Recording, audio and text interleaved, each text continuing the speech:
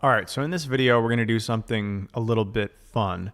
We're going to take all the most popular corrective exercises, ones you've probably heard about, ones you've probably done before, and we're going to put them all together and rank them on a tier list. Now, before we jump in, I will just be going rapid fire here, but I'm using 3 criteria primarily to rank these, and the person I'm ranking these for is the person who wants to get back to confident lifting that is scalable and sustainable in the gym long term. So, criteria number 1 is going to be whether or not the corrective exercise is scalable. Does it lead anywhere?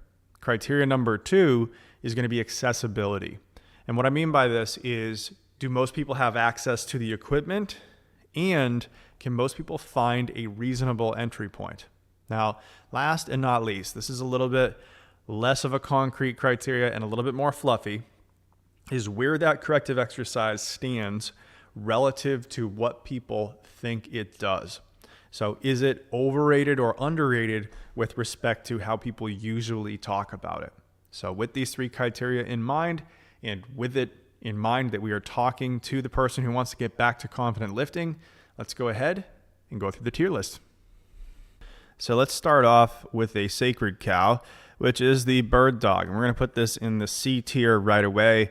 I know a lot of people think that the bird dog cures cancer, but it doesn't do that, and it really doesn't do anything else that's all that helpful, with the exception of being a low-level way to get some stimulus on the trunk when we're in a super irritable position. This is incredibly overrated. People obsess about doing this before every single workout just because it's part of the McGill Big 3. It pretty much does nothing special, and for that, it gets a C. If we go to clamshell, we get a similar story here. It's not very scalable, not very progressible, and people are often told to do it because of, quote, weak glutes. But this exercise in and of itself isn't really a good way to build strength in the glutes, and it doesn't really even move you through the full lengthened range of motion of the glutes. So not very good for glute development, not really progressible, not really scalable, usually given with cookie cutter PT, and for that, it gets a C. Now here's a little bit of a controversial one for people that they like to hate on, which is the foam roller. I'm going to give this a B tier, actually, because it's reasonably accessible. Most people have one. You can use the foam roller for a number of things. You can roll the whole body. It's easy to learn. And for most people who aren't obsessive freaks like me and a lot of the people I end up working with, if it's just something that you do for a few minutes and it makes things feel good, it makes you feel prepared for training, then hey, hell yeah, go for it. Now, if it was something that was scalable and progressible, I'd give it an A or an S, but it's actually not the worst prep tool in the world, so it gets a B. Another sacred cow coming in here. This is going to be the tib raise, and I'm going to put a tib raise in tier C here. It is progressible and scalable if you have a tib bar, but if you're doing it with your back up against the wall, it's not very progressible and scalable, and it's only really going to work the anterior tibialis muscle and nothing else, which is that useful or not for most rehab scenarios? I don't really think so, and it's also not going to be a great way to improve ankle dorsiflexion because of the limitations in how we're positioning the leg above it. So for this reason, this gets a C. We're going to have our first D tier exercise, and of course this picture is of me doing it. It is the 90-90 hip lift. This is not very stimulative. It doesn't really lead you to anywhere, and I'm putting it in the D tier mainly because I'm just mad at the number of people who think this is magic and comment those types of things on my videos, but I guess I was part of why people think that in the first place. So my picture down there gets a D tier. Moving on, we're filling up this C tier. This is the Palof press. If you're someone who grew up in Massachusetts like I did and you've been boil-fied, you probably think there's something hyper special about this exercise. I'd much rather prefer to get someone into this position and then work on dynamic trunk rotation. There's honestly just so many better options for this. It's one of those exercises that feels kind of hard but doesn't really do anything specific. You'd be better off just training rotation dynamically. Speaking of dynamic rotation, we're going to get our first movement up here into what I would consider to be the S tier, which is the hip airplane. And the note that I should add here is that I love this one when it's loaded and stabilized against a bench. When we're able to do that, we can load the hip through a full range of motion of rotation with the hip in hip flexion. This is a great way to target the deep hip rotators, which are often a place where we lack flexibility, and it's also a great way to work them after they've gone through that lengthened state. We can add more and more weight over time. It's progressible, it's scalable. It's also a quick one that we can do while we're just setting up for some squats or some deadlifts. Really gets us into the hips, gets us feeling prepared, and for this reason, it gets an S tier. Now, this one's going to be controversial for sure. People love to hate on the Turkish get-up as an exercise for the reason that it doesn't promote any specific adaptations really in any direction. And you could argue that this is one of those ones that just kind of feels hard.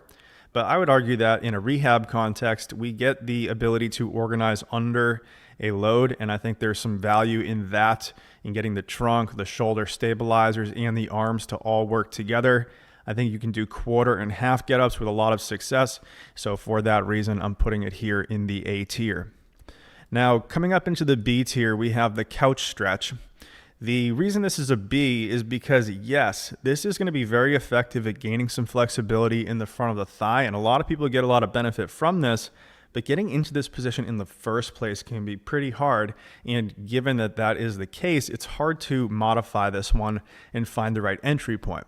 Now, getting up into the S tier, for the reason that it fills in the gaps that the couch stretch leaves open while also providing additional benefit, is the reverse Nordic. The reverse Nordic is something that, yes, it is super challenging in doing it the full version with body weight, but we can modify it by adding a band out in front, and then we can progress from the top down to increase that range of motion over time. We can hold at the bottom, which would basically give us the same benefit as the couch stretch, or we can do it dynamically to build strength and flexibility simultaneously in the quads. Now going down here to band walks, this is probably also going to get a D tier from me. It's one of those ones that just is way overprescribed. There's actually a fair bit of moving parts here, and depending on how we're doing it, if we're doing it upright or we're doing it slightly bent over, the emphasis is going to change a bit. And this is one where you'll see people cheat a whole lot once the band gets a little bit heavier, and then they can just do a million of them, and usually they're doing them in place of actual productive training. The other thing I don't love about this is you're not going to necessarily get access to the full range of motion of hip abduction and adduction, since you're starting from hip width, going into abduction and then back. A much better option, and one that people get all the time, but is much more powerful if performed correctly, is hip abduction and side lying. And I actually think this is an A tier depending on how you coach it.